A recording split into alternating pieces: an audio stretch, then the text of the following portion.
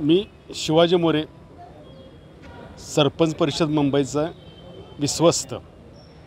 आज या ठिकाणी जिल्हाधिकारी यांना निवेदन देण्यासाठी आम्ही सर्वजण उपस्थित आहोत। मस्साजोग तालुका के जिल्हा बीड येथील सरपंच संतोष देशमुख यांची काही समाजकंटकांनी अपहरण करून क्रूर अशा पद्धतीने अमानुषपणे हत्या केलेली आहे। ही घटना माणुसकीला काळिंबा फासणारी अशा पद्धतीची घटना आहे की ज्या सरपंचांनी गेले त्या गावाचं 3 वेळा सरपंचपद भूषवलं, अनेक त्या ग्रामपंचायतीच्या कामकाजाच्या माध्यमातून अनेक पारितोषिक प्राप्त केली, अशा समाजभिमुख असणाऱ्या लोकप्रिय असणाऱ्या सरपंचांची हत्या होते।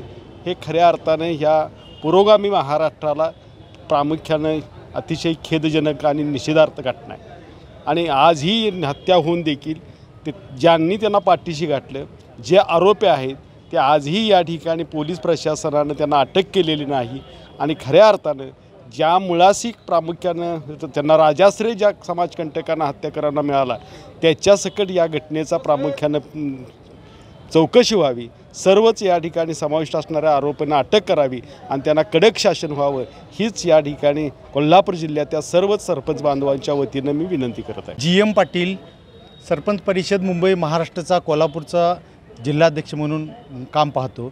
संतोष देशमुख म्हणून लोकनियुक्त सरपंच बीड जिल्ह्यातील त्यांची जी हत्या झाली ती खूप क्रूरपणे आणि अमानुषपणे तिथल्या काही राजकर्त्यांच्या सहकार्यानं गुंडगिरीच्या माध्यमातून त्यांच्यावर जी हत्या झाली ते खऱ्या अर्थानं आम्हा सगळ्या सरपंचांच्या दृष्टीनं खूप चिंताजनक किंवा वेदना देणारी खूप गोष्ट आहे। आणि या गोष्टीचा निषेध करण्याच्या दृष्टीनं किंवा त्या आरोपींना जास्तीत जास्त उच्च शिक्षा व्हावी, त्यांना फाशी व्हावी अशा स्वरूपाची मागणी मुख्यमंत्र्यांच्याकडं करण्याच्या दृष्टीनं हे निवेदन देणे आणि ते निवेदन जिल्हाधिकाऱ्यांच्या माध्यमातून ते मुख्यमंत्र्यांच्यापर्यंत जावं आणि त्याची दखल घ्यावी यासाठी आम्ही या ठिकाणी सर्वजण जमलेलो आहोत। धन्यवाद।